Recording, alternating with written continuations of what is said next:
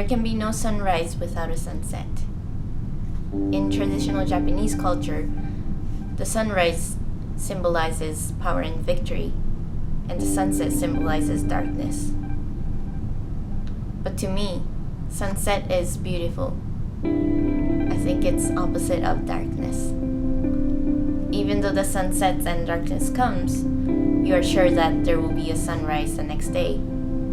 And our struggles are like the sunset. Without hard times, you wouldn't appreciate the peace you have.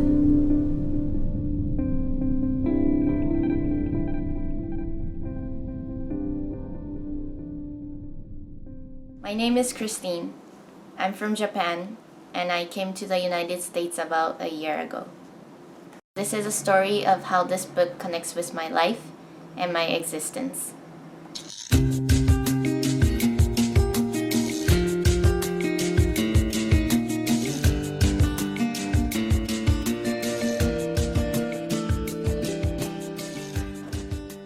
This book takes me back to where my own journey starts, all the way across the sea. I was born and raised in Japan. I speak Japanese as my first language, and chopsticks are part of my fingers. I lived in the Japanese community for my entire life, so I thought I was an ordinary Japanese girl born in Japan who speaks Japanese. Until I realized that I could never be regarded as a Japanese person.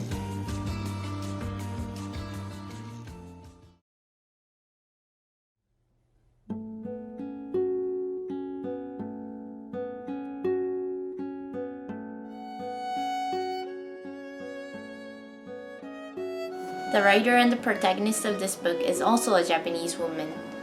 Her name is Tohko.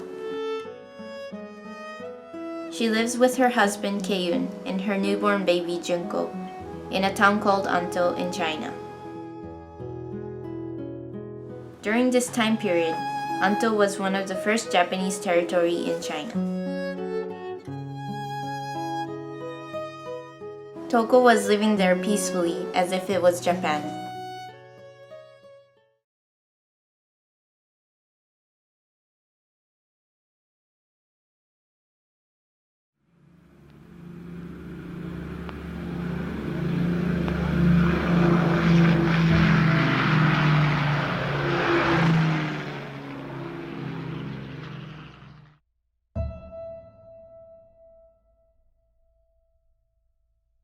With the atomic bombing of Hiroshima and Nagasaki, Japan surrenders and Anto is no longer the territory of Japan. もう負けたらどうなるかわからないでしょ。そういうところには暮らしていけないですよね。日本に帰らなければならない。その時日本人の皆さん全員日本に帰りたいという思いだったと思う。Tohko has no choice but to evacuate and go back to Japan.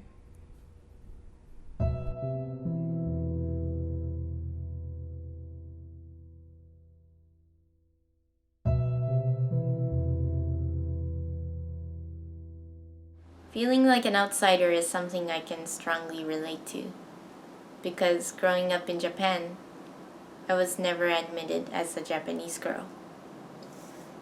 It was my appearance. My father is American and my mother is Japanese. So I looked a little different from others, especially in a place where there is less cultural diversity. So whenever I stepped outside my front door, I used to wear this black cap I had, and not to avoid the sunlight, but to avoid people staring at me. And I was so scared of going shopping or taking a walk outside. It was pretty depressing, and I had hard times back then. But it's actually funny if I think about it right now. I couldn't find a place where I truly belonged until I came here. Junko's journey back to Japan was not nearly as easy as mine coming here. On the way to the port, many families hid underground so that they would not be found by the Chinese soldiers. 子供の泣き声で敵が来るので、赤ちゃんの声が皆さんに迷惑をかけるんですね。敵が見つけるから。それでお父さんかお母さんが何も言えないように鼻と口を押さえてしまう。一言も声を私出さなかったみたいですね。10ヶ月11ヶ月赤ん坊の私がとても静かな赤ん坊だったみたい。As a very small baby, there wouldn't be much time until Junko had to go through another life-threatening event.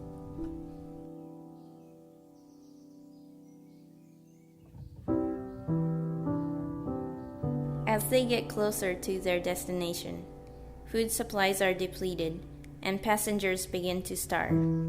何もなかったみたい。自分たちが持ってきた乾パンのようなもの、それがなくなったらもう何もない。Because of malnutrition, many babies die. 船の中で亡くなった赤ちゃんはブランケットに包んで、そして海に。Junko somehow survived and remained peacefully in her mother's arms. Throughout the journey back to Japan, she was the only survivor out of all the babies on board.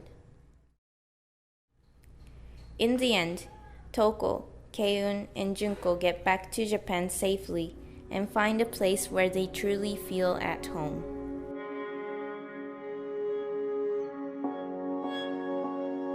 Finding a place where you belong is what makes you feel at home. And sometimes it's not a place where you were born or raised, but a place where you feel safe to be who you are. And sometimes finding a home comes after a long journey.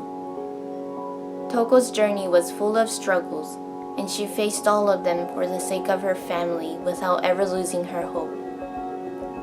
Her story will always be a source of encouragement to me. I'm proud of Tohko's story, and I'm especially proud to have her as my great-grandmother. And although I have never met her in person, I feel like she is always with me.